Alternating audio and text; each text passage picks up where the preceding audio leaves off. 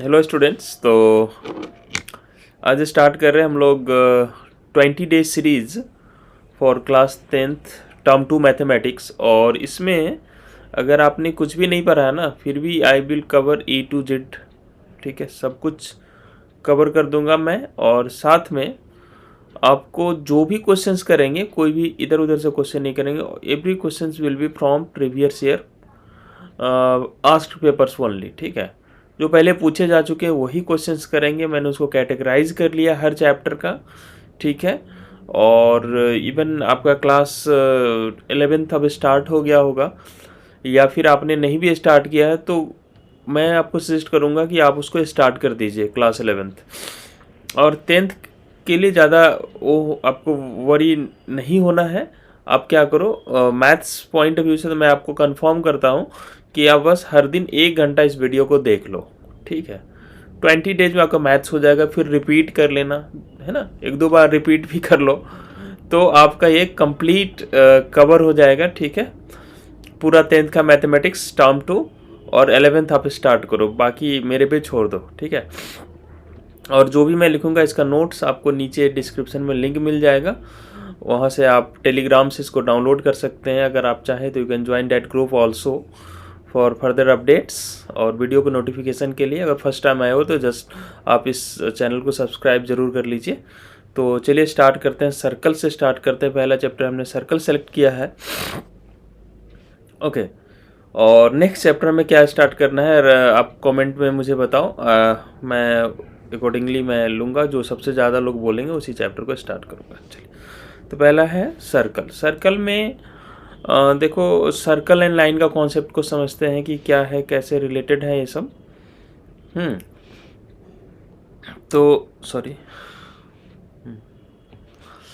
एक एक सर्कल ले लिया और एक लाइन ले लेते हैं। तो इस सर्कल और लाइन या तो एक दूसरे को बिल्कुल टच नहीं करेंगे, दूर दूर से निकल जाएंगे, या टच करेंगे या 2 पॉइंट पे इंटरसेक्ट करते हैं। इसके अकॉर्डिंगली उनको नाम दिया जाता है। ठीक है, बिल्कुल बेसिक से हम बढ़ रहे हैं आगे।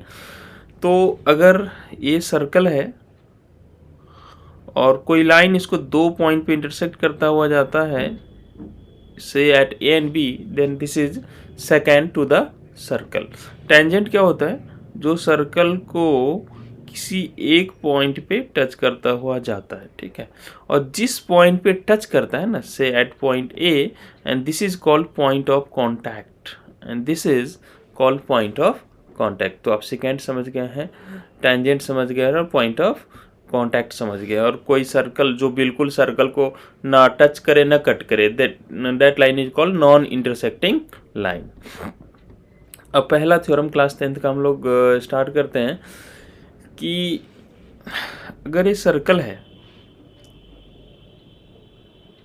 ठीक है, tangent at any point to the circle is perpendicular to the radius through the point of contact. ठीक है, तो मान लीजिए इस सर्कल का टेंजेंट है और इसको ए पे टच किया, मतलब A is the point of contact. अगर आप इसको ओ से ज्वाइन करोगे तो हमें प्रूव करना है, इस इधर एक पॉइंट ले लेते बी, तो वी हैव टू प्रूव कि एंगल ओ ए बी जो है ये 90 डिग्री है। ऐसा हमें प्रूव करना है। ठीक है, तो अब इसको कैसे करोगे? तो देखो, इसमें जो कॉन्सेप्ट यूज़ करते हैं वो कॉन्सेप्ट ये होता है कि जैसे एक लाइन है, मैं यहाँ समझा रहा हूँ, एक लाइन है और एक पॉइंट है। इस पॉइंट P और लाइन से L के बीच में अगर डिस्टेंस की बात करें तो बहुत सारा डिस्टेंस पॉसिबल है। ए भी एक डिस्टेंस है, ए भी एक डिस्टेंस है, ए भी एक डिस्टेंस है, ए भी एक डिस्टेंस है, बहुत सारा डिस्टेंस पॉसिबल है। लेकिन शॉर्टेस्ट डिस्टेंस जो होता है वो परपेंडिकुलर होता है। ठीक है, shortest distance is perpendicular distance. इसी फैक्ट को हम इसको प्रूव करने में यूज करने वाले हैं। तो हमें प्रूव करना है कि ओ ए परपेंडिकुलर है, तो मैं ए प्रूव कर दूंगा कि ओ ए शॉर्टेस्ट है। ठीक है, तो मान लो इस लाइन के ऊपर हमने कोई एक पॉइंट ले लिया, से P, इस लाइन के ऊपर एक पॉइंट ले लिया P। ठीक है, अब एक्चुअली होगा क्या कि इस पे तो इनफाइनाइट पॉइंट्स हैं, इस लाइन के ऊपर, ए बी लाइन के ऊपर इनफाइनाइट पॉइंट्स हैं, तो आप पॉइंट यहाँ लोगे, यहाँ लोगे, यहाँ लोगे, कहाँ लोगे, तो कहीं भी ले लो। तो यहाँ पर जो पी पॉइंट है that is an arbitrary point. Arbitrary point किसको बोलते हैं? जो सारे पॉइंट को कोई स्पेशल प्रॉपर्टी उसके पास नहीं है, वो एक जनरल पॉइंट है, ठीक है, कोई स्पेशल प्रॉपर्टी नहीं है। तो instead of proving this for all the points I will prove it for point P only, ठीक है। तो मैंने पॉइंट पी ले लिया और मैं क्या करता हूँ, ओ से पी को ज्वाइन करता हूँ, ठीक है। तो इसको लिख भी लेते हैं, let P be any arbitrary point, है ना। आप लिखने पे ध्यान मत दो, ये नोट्स आपको मिल जाएगा, आप बस ध्यान दो कि आप बात आइडिया को समझ पा रहे हो या नहीं समझ पा रहे हो। Let P be any arbitrary point on line A B. Line A B के ऊपर कोई पी एक आर्बिट्ररी पॉइंट है, ठीक है। कंस्ट्रक्शन,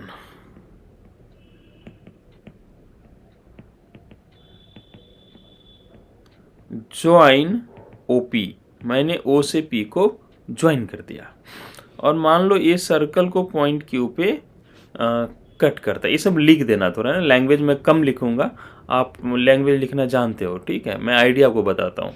तो अब लिख सकते हैं क्या, ओ पी पक्का ग्रेटर होगा ओ क्यू से। ओ पी जो लेंथ है वो ओ क्यू से ग्रेटर ही होगा।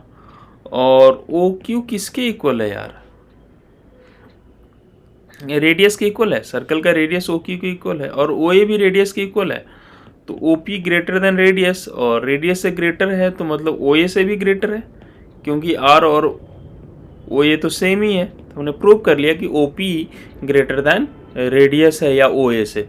मतलब आप पॉइंट पी कहीं भी ले लो, वो जो ओ से पी का डिस्टेंस होगा हमेशा ओ ए से ग्रेटर होगा। This means O A is the shortest, O A is shortest, इसका मतलब ओ ए शॉर्टेस्ट है और इसीलिए हम बोल सकते हैं O A is perpendicular to A B. बस इतनी सी बात है और थ्योरम प्रूव हो गया। थ्योरम 2 क्या है? थ्योरम 2 इसका कन्वर्स है, क्या है? A line drawn through end point of radius is perpendicular to it, ठीक है, to it is tangent to the circle. बोला एक सर्कल है और ए रेडियस है, इसके एंड पॉइंट से एक लाइन ड्रॉ किया गया इस तरीके से कि वो इसके परपेंडिकुलर भी है। ये आपको क्वेश्चन में गिवन है कि उसके रेडियस के एंड पॉइंट से एक लाइन ड्रॉ किया गया और वो परपेंडिकुलर है, तो हमें अब प्रूव करना है ये जो लाइन ए बी है ये टेंजेंट है।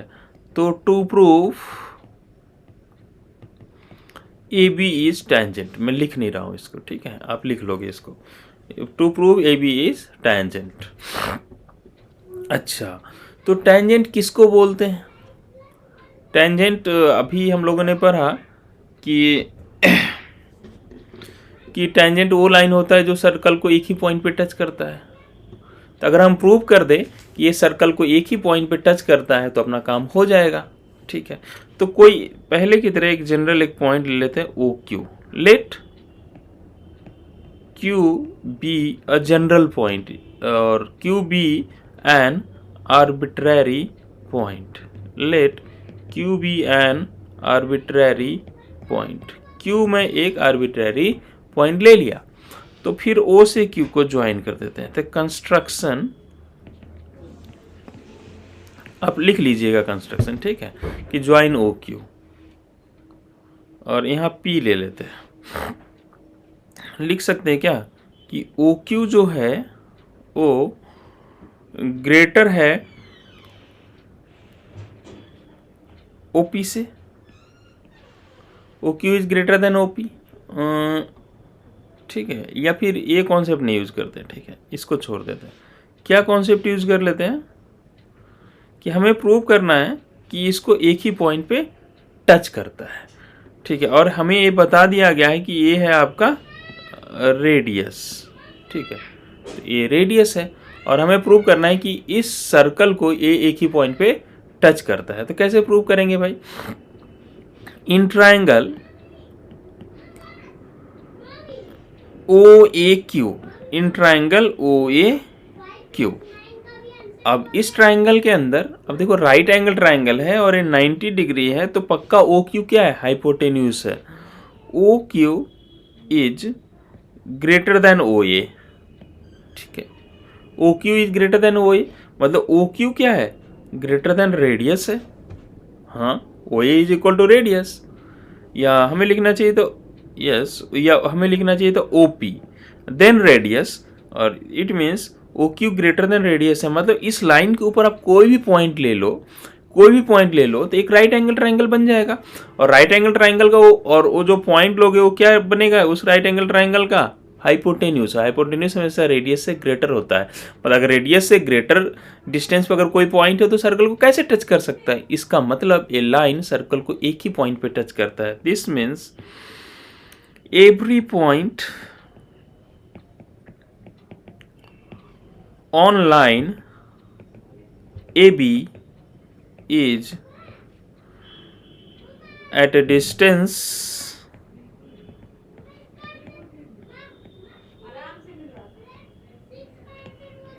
greater than radius. एक ग्रेटर रेडियस से ग्रेटर डिस्टेंस पे सारा पॉइंट है उसका। इसका मतलब ए बी इज टेंजेंट। क्यों? क्योंकि वो अगर वो एक ही पॉइंट पे टच कर रहा है सर्कल को तो टेंजेंट ही है, और क्या है। तो आप समझ गए होंगे इस बात को। अब तीसरा कॉन्सेप्ट इस चैप्टर में आता है कि number of tangents to the circle. अब एक सर्कल है और इस पे कितने टेंजेंट ड्रॉ किए जा सकते हैं किसी एक्सटर्नल पॉइंट से। मान लो अगर एक्सटर्नल पॉइंट है तो हम लोग इस सर्कल के ऊपर वी कैन ड्रॉ 2 टेंजेंट्स। मान लो अगर वो पॉइंट जो हमें गिवन है P is if on the circle, तो from that point we can draw only 1 tangent. अगर पॉइंट सर्कल के अंदर है तो उस पॉइंट से कोई भी टेंजेंट सर्कल के ऊपर नहीं ड्रॉ किया जा सकता है। तो समझ गए? If point is outside then we can draw 2 tangents. If point is on the circle we can draw 1 tangent. If point is inside the circle we can draw 0 tangents. Length of tangent to the circle. अब question में आपसे ये भी पूछा जाता है कि किसी एक्सटर्नल पॉइंट से हमने इसके ऊपर एक टेंजेंट ड्रॉ कर दिया, P से ड्रॉ कर दिया। अब इसका लेंथ पूछ लेगा आपको। तो अभी हमने पढ़ा कि रेडियस और टेंजेंट परपेंडिकुलर होते हैं और O से P को ज्वाइन कर देंगे, राइट एंगल ट्रायंगल बन गया। राइट एंगल ट्रायंगल बन गया तो पाइथागोरस थ्योरम अप्लाई कर देंगे, है कि नहीं। तो OP square will be equal to OA square plus PA square. तो PA is the length of tangent, तो इसको एक तरफ रख लेते हैं, बाकी सबको दूसरी तरफ लेके चले जाते हैं। OP और OA इज द रेडियस। ये PA था, PA स्क्वायर था, तो ये PA हो गया। समझ में आ गया कि PA क्या है। लेंथ ऑफ टेंजेंट कैसे निकालते हैं? लेंथ ऑफ टेंजेंट निकालते हैं सेंटर से उस पॉइंट का डिस्टेंस माइनस रेडियस का स्क्वायर। खत्म। क्वेश्चन आएगा तो कर लेंगे वहां पे। अब अगला थ्योरम है। इस चैप्टर में बहुत कम थ्योरम है actually. The length of tangent drawn from external point to the circle are equal. अब ए सर्कल है और किसी एक्सटर्नल पॉइंट से मैंने सर्कल के ऊपर 2 टेंजेंट ड्रॉ कर दिए। ठीक है, सर्कल के ऊपर हमने 2 टेंजेंट ड्रॉ कर दिए। हमें प्रूव करना है PA इक्वल टू PB। तो to prove PA equal to PB, ठीक है, तो 2 चीज़ों को इक्वल प्रूव करना है। तो कॉन्ग्रुएंसी तो काम आएगा ना, CP/CT वगैरह। तो कर लेते हैं, अभी जो पर है उसे अप्लाई कर लेते हैं। मान लो ये सर्कल का सेंटर है, इससे इसको ज्वाइन किया, इससे इसको ज्वाइन कर दिया। हमें पता है एंगल 90 डिग्री, ये 90 डिग्री है। एक कंस्ट्रक्शन और कर लेते हैं। ये सब लिख देना लैंग्वेज में, ठीक है। मैं ज़्यादा टाइम आपका नहीं ले रहा हूँ, इसलिए ये सब लिख नहीं रहा हूँ। आप थोड़ा लिख लेना कि ज्वाइन O to P वगैरह वगैरह लिख लेना। अब हमें प्रूव करना है P A equal to P B. तो इन दोनों ट्राइंगल को, एक ऊपर वाला ट्राइंगल और एक नीचे वाला ट्राइंगल, दोनों को हम कॉन्ग्रुएंट प्रूव करने वाले हैं।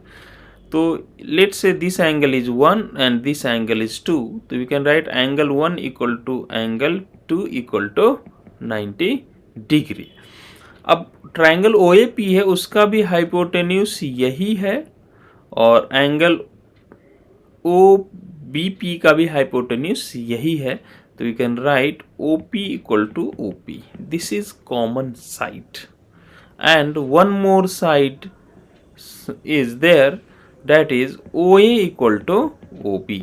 तो हम क्या लिख सकते हैं, दोनों में राइट एंगल इक्वल है, दोनों का हाइपोटेन्यूज सेम है और एक साइड भी सेम है। तो we can write triangle OAP is congruent to triangle OBP by the criteria RHS।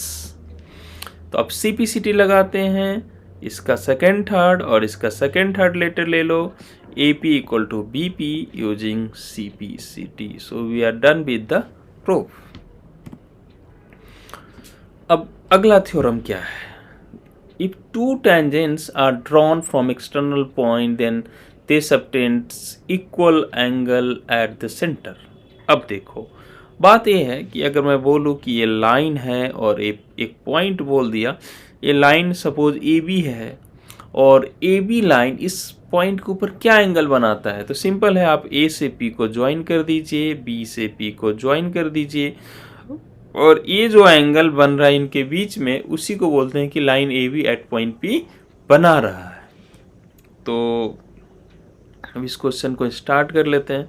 Suppose यहाँ एक्सटर्नल पॉइंट है, एक टेंजेंट इसके ऊपर पी ए है, दूसरा टेंजेंट इसके ऊपर पी बी है और इसका सेंटर है। तो बोला कि दोनों टेंजेंट सेंटर पे इक्वल एंगल बनाते हैं। तो पी ए क्या एंगल बनाता है, पी से ओ को ज्वाइन किया, ए से ओ को ज्वाइन, ए एंगल है जो कि पी ए सेंटर में बना रहा है। उसी तरीके से पी से ओ को ज्वाइन किया, बी से को ज्वाइन किया और हमें प्रूव करना है कि if this is x this is y, तो x इक्वल टू y होगा ऐसा, क्योंकि पी ए टेंजेंट सेंटर पे एंगल बना रहा है x, P B tangent center पे x एंगल बना रहा है y।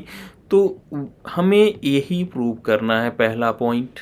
दूसरा point, they are equally incline to the line segment joining to the center, और दूसरा हमें प्रूव करना है कि ये जो लाइन सेगमेंट है जो सेंटर को ज्वाइन कर रहा है इनके साथ इक्वल इंक्लाइन है। मतलब अगर मैं इसको अल्फा बोल दूँ, इसको बीटा बोल दूँ, तो अगला हमें प्रूव करना है अल्फा इक्वल टू बीटा। इसके लिए अलग प्रूव करने का कोई नीड नहीं है, हम वापस चले जाते हैं उसी में जो हमने प्रूव कर रखा है कॉन्ग्रुएंसी। अब उसी में जाके CPCT लगा लो। तो इस ट्राइंगल का एंगल O और इस ट्राइंगल का एंगल O, तो OAP का एंगल O क्या है, यही है, और OBP का एंगल O क्या है, X, जिसको हमने लास्ट फिगर में X और Y बोला था, आप बोल सकते हो X equal to Y। This is also because of CPCT। और इसको अल्फा बोला, इसको बीटा बोला, तो ऊपर वाले ट्राइंगल का P, नीचे वाले ट्राइंगल का P दोनों सेम हो जाएगा। तो you can say alpha equal to beta again because of CPCT। तो बात समझ गए आप लोग कि क्या है इसमें। चलिए, तो ये प्रूफ भी हम लोगों ने कर लिया। तो प्रूफ करते करते एक उस पे आ चुके हैं, कंक्लूजन पे आ चुके हैं। क्या कंक्लूजन पे आ चुके हैं, एक पेज ऐड करके आपको बताते हैं कि एग्जाम में डायरेक्ट आपको क्या क्या यूज़ कर सकते हो। ए पॉइंट P है, यहाँ से हमने दो टेंजेंट ड्रॉ कर दिए सर्कल के ऊपर और ए इसका सेंटर है। ये ए पॉइंट है, ये बी पॉइंट है, ए ऐसे हमने ज्वाइन कर दिया। अब देखो, अभी हमने प्रूव कर लिया था कि ए इसके इक्वल है, उसके बाद हमने प्रूव किया ए इसके इक्वल है, ए इसके इक्वल है। तो क्या ये लाइन ऑफ सिमेट्री नहीं है इस दोनों ट्राइंगल के लिए? अगर मैं आपको मिरर बोल दूं इसको, अगर मैं इसको मिरर बोल दूं, तो दोनों ट्राइंगल एक दूसरे के इमेज हैं, जैसा ऊपर वैसा नीचे। तो आगे से ज़्यादा कैलकुलेशन नहीं करना है, सीधा आप यूज करो ऊपर जैसा वैसा नीचे, P A equal to P B, theta equal to theta, alpha equal to alpha.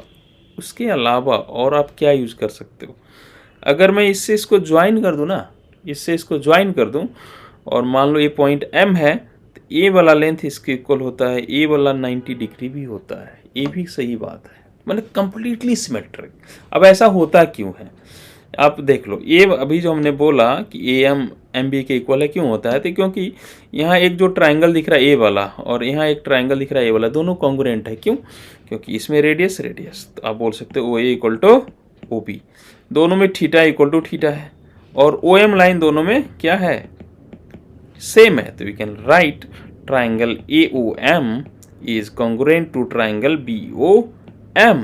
Criteria side angle side, तो अब सीपीसीटी लिख दो, हो जाएगा।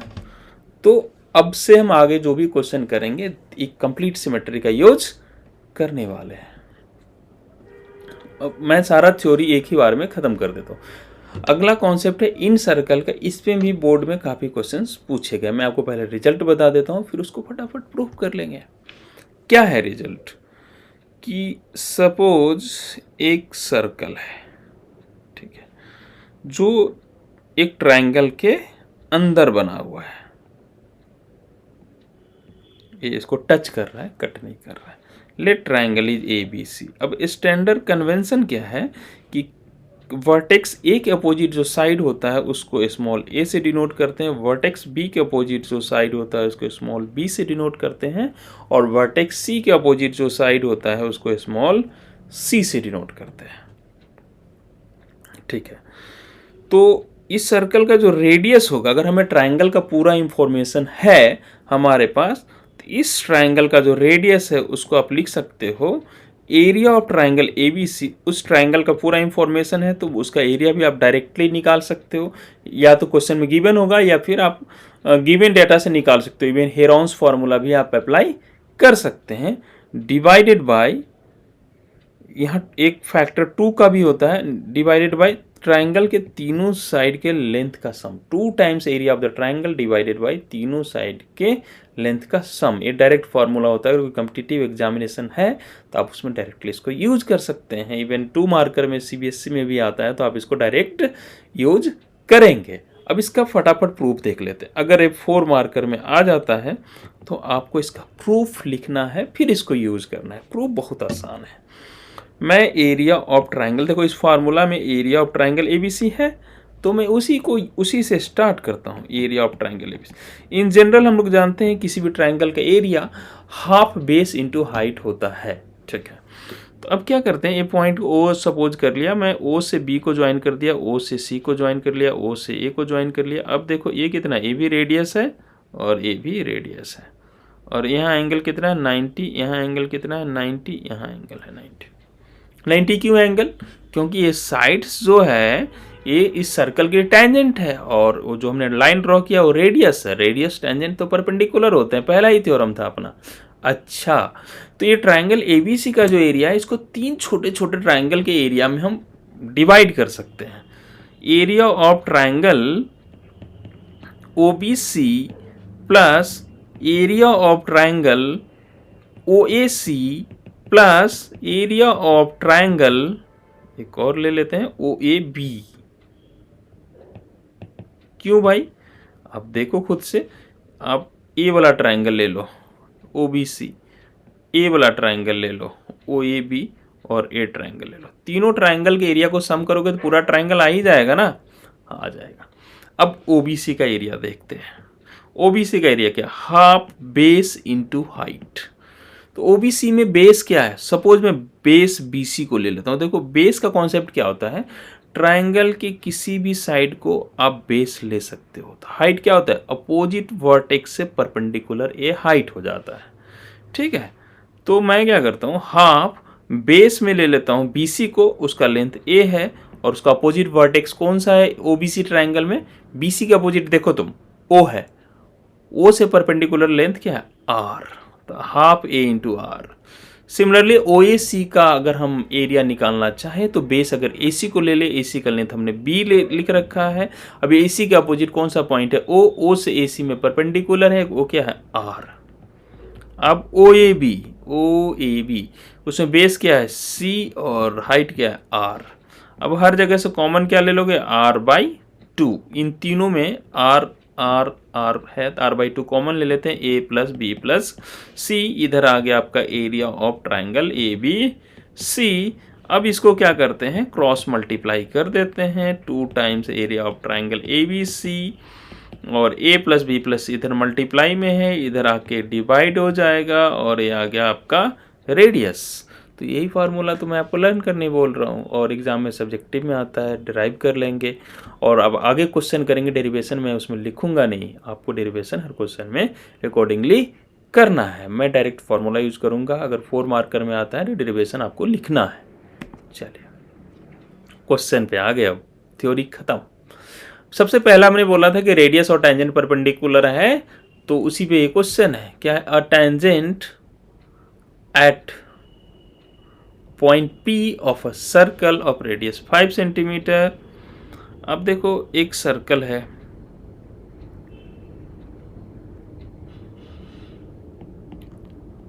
Tangent at a point P of a circle, अच्छा P सर्कल के ऊपर है तो Q यहाँ होगा, रेडियस उसका हमें दे दिया है 5। अच्छा, a line through the center O to the point Q so that OQ is 13। तो लगा लो इसमें पाइथागोरस थ्योरम, और अभी हमने किया भी था, तो यहाँ से वैसे डायरेक्टली आंसर तो सबको समझ में आ गया कि 12 सेंटीमीटर है, ठीक है। लेकिन आप यहाँ से लिख सकते हो कि P Q is nothing but O Q square minus O P square. OQ is 13 and OP is 5. 13 square is 169 minus 5 square 25, which is 144, and square root of 144 is 12 centimetre.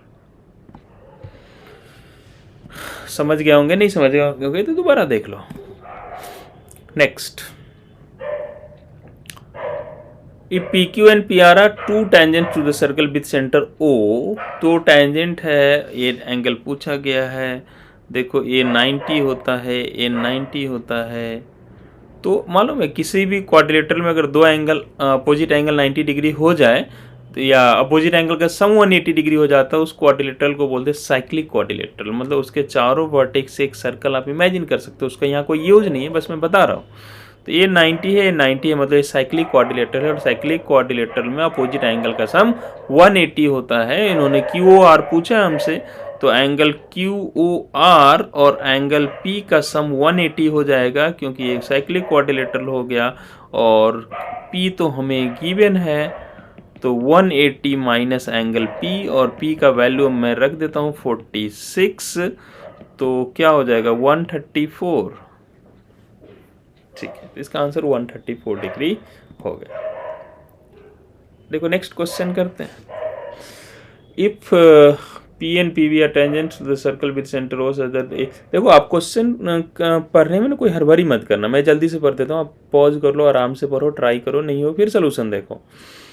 P and PB are tangent to the circle with center O, APB is 50 degree, ठीक है। तो right the measure of angle OAB का हमें major बताना है, ठीक है। बता देते हैं भाई क्या है इसमें। ठीक है, मैं क्या करता हूं, यहां से यहां ज्वाइन कर दिया, या फिर आपको बाद में रिवीजन में दिक्कत ना हो इसलिए मैं एक अलग डायग्राम ही बना लेता हूं, ठीक है। क्विकली ये डायग्राम को मैं रीड्रॉ कर लेता हूं, क्योंकि ये नोट्स आपको दे दूंगा ना, तो अब दोबारा देखोगे और सपोज बोर्ड के दिन जा रहे हो तो क्वेश्चन का डायग्राम ही गंदा है तो फिर सही नहीं रहेगा। ये 60 है, हमें पता है ए एंगल होता है 90, इस रेडियस और टेंजेंट में एंगल 90 होता है, ठीक है। ये 60 है तो ये कितना होगा 120, क्यों अभी बात किया था ना, ये क्वाड्रिलेटरल क्या है, साइक्लिक है, अपोजिट एंगल का सम 180 डिग्री होता है, उस 90 का कोई नीड भी नहीं। अगर ये रेडियस है तो एंगल ओ ए भी एक आइसोसेलेस ट्रायंगल हो गया, दो साइड इक्वल है, तो triangle O A B is an isosceles triangle, isosceles triangle है। तो अगर इस एंगल को मैं थीटा बोलता हूँ तो इसको भी थीटा बोल सकता हूँ, क्यों, क्योंकि थ्योरम है अगर साइड इक्वल है तो अपोजिट एंगल भी इक्वल होंगे। तो ओ A equal to O B है, तो ओ ए और ओ बी दोनों साइड का अपोजिट जो एंगल है दोनों को हमने थीटा ले लिया है। तो अब theta plus 120 degree equal to 180 degree ये angle sum property of the triangle का थीटा प्लस थीटा 2 थीटा हो गया, उधर से जाके 120 माइनस हो गया, तो 2 थीटा इक्वल टू 60 डिग्री हो गया, तो थीटा का वैल्यू क्या होगा 60/2, सो आंसर इज 30 डिग्री। मतलब अपना आंसर क्वेश्चन का 30 डिग्री हो गया। समझ नहीं आया तो वीडियो रोक के दोबारा देखो, है ना, मैं थोड़ा जल्दी पार कर देता हूँ। 2 concentric circles of radii 5 centimetre and 3 centimetre, 2 concentric circle है, CBSE 2014 का क्वेश्चन है, और एक का रेडियस 5 है, एक का रेडियस 3 है। Find the length of chord of larger circle which touches the smaller circle. एक लार्जर सर्कल का कॉर्ड है ए बी, जो छोटे वाले सर्कल को टच करता है, मतलब उसका टेंजेंट है। अगर ये रेडियस है तो रेडियस और टेंजेंट के बीच में एंगल कितना हो जाएगा 90 डिग्री, और इन्होंने हमें बोल दिया है कि एक का रेडियस 3 है और एक का रेडियस 5 है, ठीक है। तो अब इस ट्रायंगल में देख लो, इन ट्रायंगल OPB, क्या PB का लेंथ हम लोग नहीं निकाल सकते यूजिंग पाइथागोरस थ्योरम? वैसे 3, 4, 5 पाइथागोरियन ट्रिपलेट होता है, उससे हमें पता चल गया कि PB 4 है, फिर भी इन ट्रायंगल लिख देते हैं, in triangle OPB PB equal to OB square minus OP square, OB is nothing but 5, this is nothing but 3, 25 minus 9 is √16, it means it is 4 centimetre है, 4 सेंटीमीटर हो गया, PB 4 सेंटीमीटर आ गया। अब जैसे ही PB आपका 4 सेंटीमीटर आया तो बड़े वाले सर्कल में आ जाओ। बड़े वाले सर्कल के लिए एक कॉर्ड है, और हमें पता है क्लास 9th का प्रॉपर्टी कि सर्कल के सेंटर से कॉर्ड, अगर हमें किसी कॉर्ड पे परपेंडिकुलर डाले तो उसको बाइसेक्ट करता है, इसलिए अगर AP और PB क्या हो जाएगा, सेम हो जाएगा। अगर PB 4 है तो AP भी 4 हो जाएगा। तो हमसे AB पूछा गया है ना, क्या पूछा गया है, find the length of the chord AB which is 4 + 4 मतलब 8 सेंटीमीटर। इस क्वेश्चन का आंसर हो गया, ठीक है। Next question, 2 tangents making angle 60 degree between them. अब 2 टेंजेंट है, CBSE 2013 का क्वेश्चन है, जो एक दूसरे के साथ 60 डिग्री का एंगल बना रहे हैं। ओके, कुछ नाम हम नहीं बोला है तो नाम हम खुद रख देते हैं, PAB and drawn to the circle of radius √3। इसका रेडियस भी हमें बता दिया कि ये √3 है। क्या चाहिए भाई तुमको, find the length of each tangent. दोनों टेंजेंट का लेंथ इक्वल ही होता है, तो इससे मैं इसको ज्वाइन कर देता हूँ। अब बताओ अभी हमने बोला ना कि ऊपर वाला सर्कल और नीचे वाला सर्कल कंप्लीटली एक दूसरे के मिरर इमेज होते हैं, तो ये पूरा 60 है तो ये कितना हो जाएगा 30, और ये 90 है। अब राइट एंगल ट्रायंगल देख के मन तो हो ही गया होगा कि यार ट्रिग्नोमेट्री लगा दो ना, तो लगा देते हैं यार। ये PA में निकालना है तो ये 30 डिग्री के लिए ये OA परपेंडिकुलर है और ये बेस है, तो cos 30 लगा लेते हैं। cos 30 क्या होगा, base upon hypotenuse that is PA। ओ cos क्यों लगा रहे यार, हाइपोटेन्यूज का तो काम ही नहीं है, तो we should apply tan 30, sorry we should apply tan 30। तो tan 30 अगर अप्लाई करेंगे तो परपेंडिकुलर हो जाएगा OA और बेस हो जाएगा आपका PA, ठीक है। tan 30 is 1/√3 and OA is √3 PA। अब क्रॉस मल्टीप्लाई किए, PA का वैल्यू 3 सेंटीमीटर हो गया। तो लेंथ ऑफ इस टेंजेंट इज PA, और इसी को PB के इक्वल भी लिख देते हैं, और अपना आंसर है, खत्म हो गया। अगला क्वेश्चन देखो, in the given figure from point P 2 tangents PT and PS are drawn. आप क्वेश्चन आराम से पढ़ना है। To the circle with center O such that SPT is SPT, अच्छा पूरा एंगल 120 ये पूरा है ना। इस डायग्राम को मैं क्विकली रीड्रॉ कर लेता हूँ।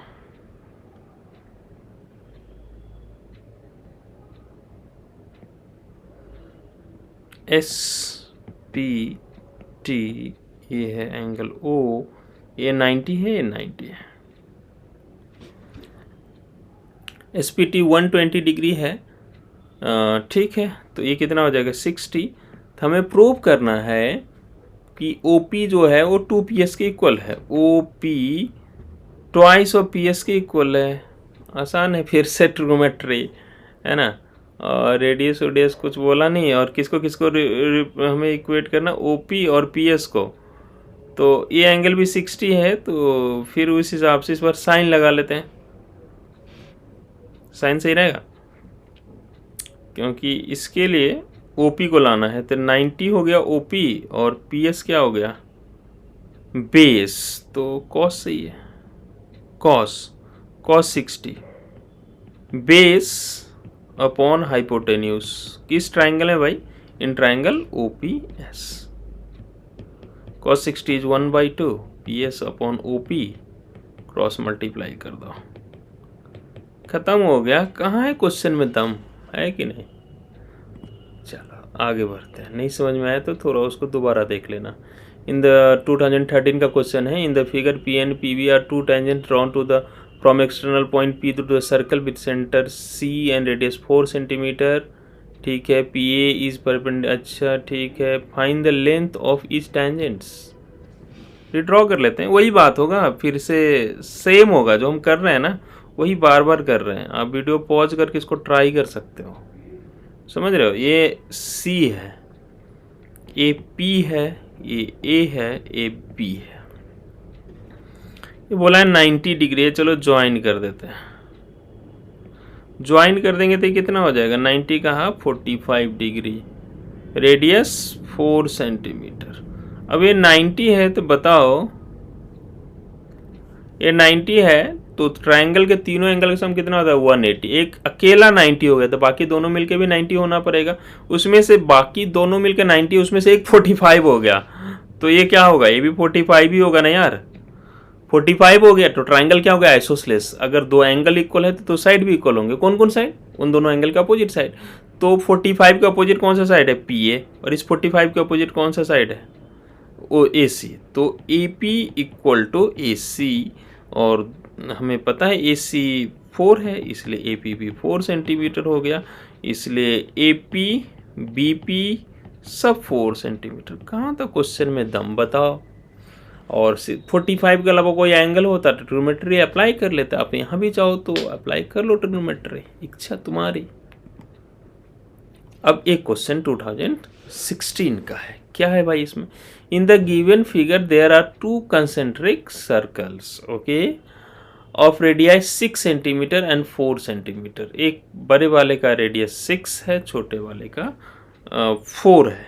चलो इसको रिड्रॉ करते हैं डायग्राम को, ताकि आपको रिवीजन में परेशानी ना हो। ये नोट्स आपके पास होगा।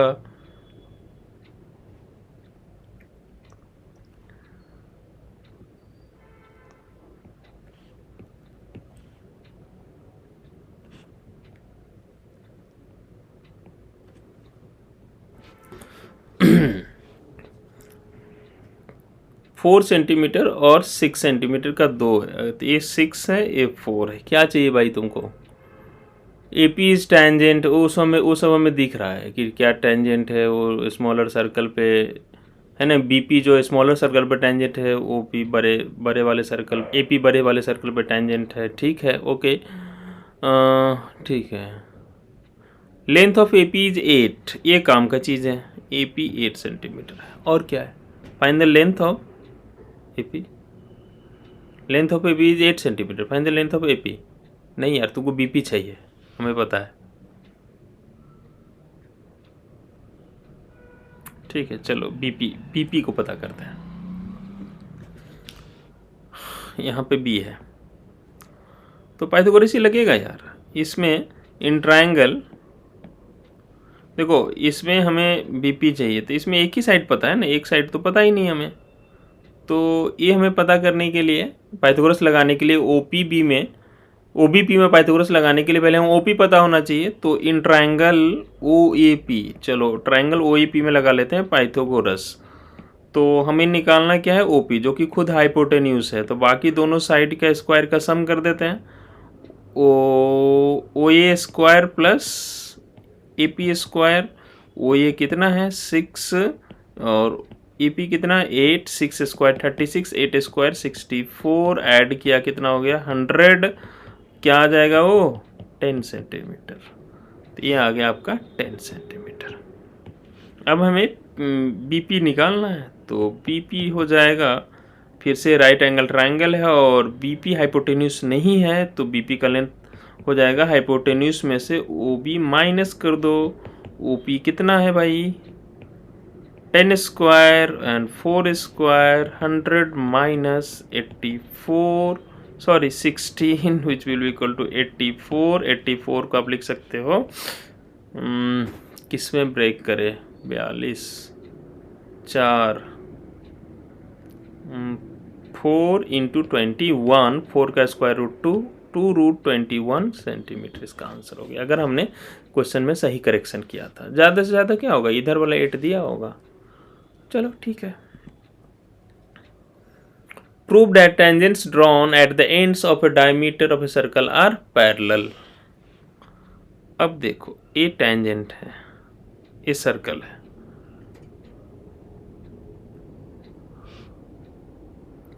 और एक डायमीटर ले लिया, उसके एंड पॉइंट पे इसने क्या कर लिया, टेंजेंट ड्रॉ कर दिया, और हमें बोलता है कि ये दोनों पैरेलल है, ऐसा प्रूव करो। कितना आसान है, tangent drawn eight and point. अरे तो ये हमें पता है ना, रेडियस से टेंजेंट 90 बनाता है, 90 बनाता है। अब आप देख सकते हो, अगर इसको मैं C बोल दूँ, इसको D बोल दूँ, तो यहाँ पर इन दोनों एंगल का सम कितना है, 180। और कहीं भी अगर ऐसा कुछ होता है और इन दोनों एंगल का सम अगर 180 हो जाए, तो मतलब कोई इंटीरियर एंगल का सम 180 है। इन दोनों एंगल का सम 180 हो जाता है, मतलब कोई इंटीरियर एंगल का सम 180 है, मतलब लाइंस पैरेलल है।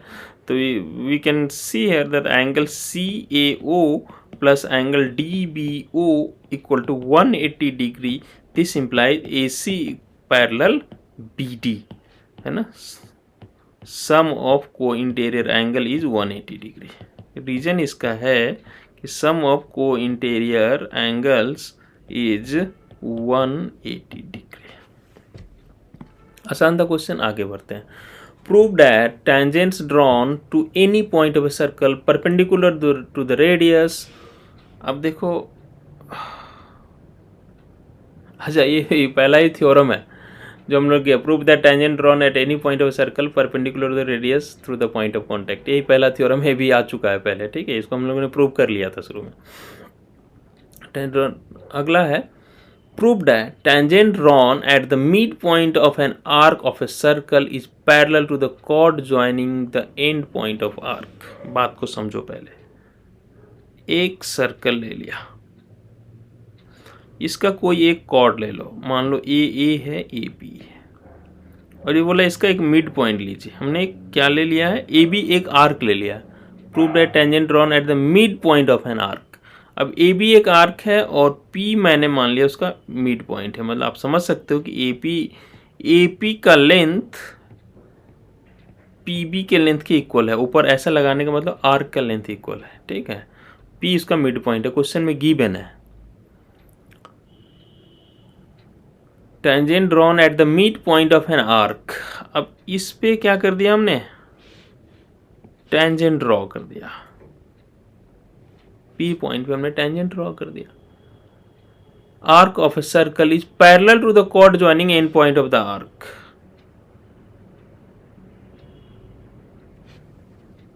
हमें प्रूव करना है कि ये जो टीपी है वो पैरेलल होगा किसके, ए बी के। टीपी पैरेलल होगा ए बी के, ऐसा हमें प्रूव करना है। अच्छा,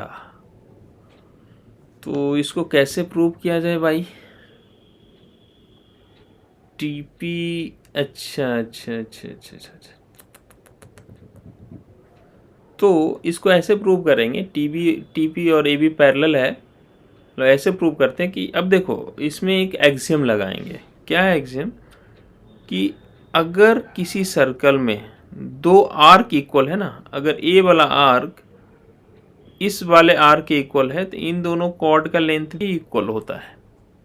दो आर्क इक्वल है तो उन दो, मान लो ए बी आर्क और सी डी आर्क इक्वल होता है ना, तो ए बी कॉर्ड और सी डी कॉर्ड भी इक्वल होता है।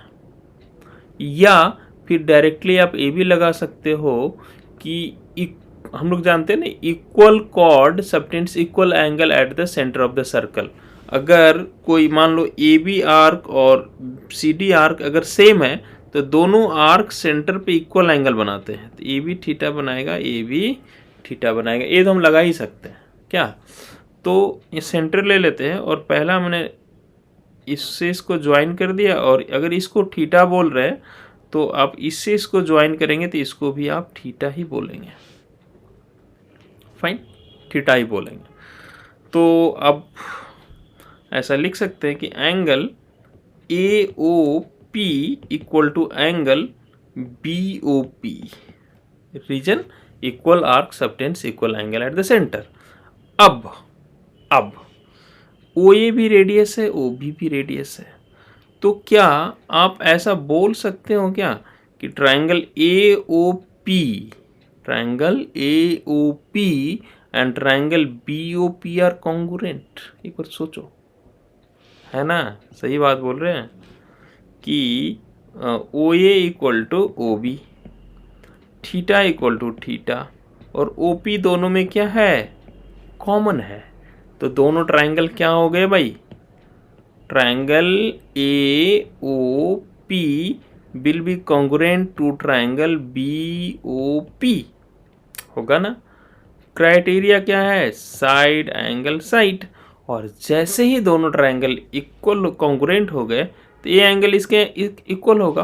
और कभी भी एक स्ट्रेट लाइन में अगर दो एंगल इक्वल होगा, पूरा एंगल 180 होगा, तो पक्का ये दोनों एंगल 90 का। This implies OP is perpendicular to AB। OP perpendicular हो गया AP के, क्योंकि दोनों एंगल इक्वल हो गया थे, परपेंडिकुलर हो गया। और पहले से हम अब A एंगल हो गया 90, तो AB 90 हो गया। और पहले से जानते रेडियस और टेंजेंट में एंगल कितना होता है, 90, ठीक है। तो फिर से यहाँ पर सेम कंडीशन बन गया, ये दोनों लाइन है और यहाँ पर कोई इंटीरियर एंगल का सम 180 है ना। इसको एंगल 1 बोलते हैं, इसको एंगल 2 बोलते हैं। Angle 1 plus angle 2 equal to 180 degree. This implies AB is parallel to TB। क्यों, कोई इंटीरियर एंगल का सम, ऐसा कभी भी होता है दो लाइन पैरेलल, और अगर इन दोनों एंगल का सम 180 डिग्री है तो दोनों लाइन पैरेलल हो जाते हैं। तो अभी हमने प्रूव किया A 90 है, और ये तो शुरू से जानते हैं कि रेडियस और टेंजेंट 90 डिग्री होते हैं, इसलिए लाइन पैरेलल हो गया है। अच्छा क्वेश्चन था, इसको देख के जरूर जाना है। नेक्स्ट क्वेश्चन क्या है, आज के वीडियो का लास्ट क्वेश्चन, ठीक है। In the given figure L and M are two parallel tangents. अच्छा, इन्होंने खुद बोल दिया पैरेलल टेंजेंट्स है, तब तो मजा लेंगे ना भाई, पैरेलल टेंजेंट का मजा लेंगे। पैरेलल लाइन है मतलब अपने को बहुत सारा प्रॉपर्टी अप्लाई करने के लिए उसने छोड़ दिया है। अच्छा, और सेंटर इसका O है। डायग्राम को रिड्रॉ कर रहे हैं, आपको रिवीजन में परेशानी ना हो इसलिए, और इससे इसको ज्वाइन कर लिया। अब इन दोनों को ज्वाइन किया, इसको बोल रहा है D है, इसको E, इसे A, इसे B, टेंजेंट है, पैरेलल है। क्या क्या देगा भाई, कितना चीज़ दे दोगे तुम। हाँ, प्रूव दैट DO इज 90। अच्छा, देखो सिंपल सी बात है। एक थ्योरम हम लोगों ने सीखा था कि एक्चुअली इसको आगे करना चाहिए था हमें। किसी एक्सटर्नल पॉइंट से अगर सर्कल के ऊपर दो टेंजेंट ड्रॉ करते हैं तो हमने सीखा था कि किसी एक्सटर्नल पॉइंट से दो टेंजेंट ड्रॉ करते हैं तो ए इसके इक्वल होता है, ए वाला एंगल इसके इक्वल होता है, ए वाला एंगल इसके इक्वल होता है। ऐसा सीखा ना, क्योंकि ए होता है लाइन ऑफ सिमेट्री, मैंने आपको बताया था। इसको आगे बहुत डिटेल में डिस्कस करेंगे, लेकिन बाई मिस्टेक हमने इस क्वेश्चन को इस टाइप में ले लिया, इसलिए मैं यही डिस्कस कर देता हूँ। तो मैं क्या कर दिया, इसको ज्वाइन कर दिया। अब रेडियस टेंजेंट के बीच का एंगल 90, ए भी 90। तो क्या आपको ऐसा कुछ दिख रहा है क्या कि इस पॉइंट से इस सर्कल के ऊपर दो टेंजेंट ड्रॉ किए हुए हैं, इस पॉइंट से इस सर्कल के ऊपर दो टेंजेंट ड्रॉ किए गए हैं, और ये दोनों का दोनों क्या है, इक्वल होगा। और साथ में आप बोल सकते हो कि ये इसका लाइन ऑफ सिमेट्री होगा, इसका है ना। ये वाला ट्राइंगल ADO और ट्राइंगल DO, इस पॉइंट का नाम नहीं है, कुछ दे देंगे अभी, C बोल देते हैं। ये दोनों कंप्लीटली कॉन्ग्रुएंट हो जाएंगे, है ना। तो इसको बोल दिया हमने कि ये पॉइंट आपका सी है, तो ए वाला एंगल इसके इक्वल हो जाएगा, क्योंकि ए क्या है, इसका लाइन ऑफ सिमेट्री है। सिमिलरली इस पॉइंट से भी तो दो टेंजेंट ड्रॉ किए गए, इन दोनों का लेंथ इक्वल होगा, ए 90, ठीक है, ये दोनों टेंजेंट का लेंथ इक्वल होगा, और ए वाला एंगल इसके इक्वल होगा क्या, क्योंकि ये क्या हो गया उसका लाइन ऑफ सिमेट्री था। अगर ए बीटा, अब बताओ ये एक स्ट्रेट लाइन है, तो ये पूरा एंगल कितना हो जाएगा, triangle AOB, angle AOB is 180 degree, और AOB को अल्फा बीटा के टर्म में सम करके लिखोगे तो 2 alpha plus 2 beta is 180 degree. मैं यहाँ से 2 कॉमन ले लेता हूँ, तो हो गया alpha plus beta is 180 degree. तो यहाँ अल्फा प्लस बीटा का वैल्यू क्या आ गया, 180/2 which will be equal to 90 degree. और अब इस एंगल को देखो, ये भी अल्फा प्लस बीटा ही है, मतलब जो इन्होंने बोला था कि DOE 90 होना चाहिए, और हमने इसको प्रूव कर लिया। होप आपने इस वीडियो को एंजॉय किया होगा। नोट्स आपको नीचे मिल ही जाएगा। इस सीरीज़ को हम कंटिन्यू रखेंगे, ठीक है। चलो फिर आज यहाँ स्टॉप करते हैं, बाय बाय।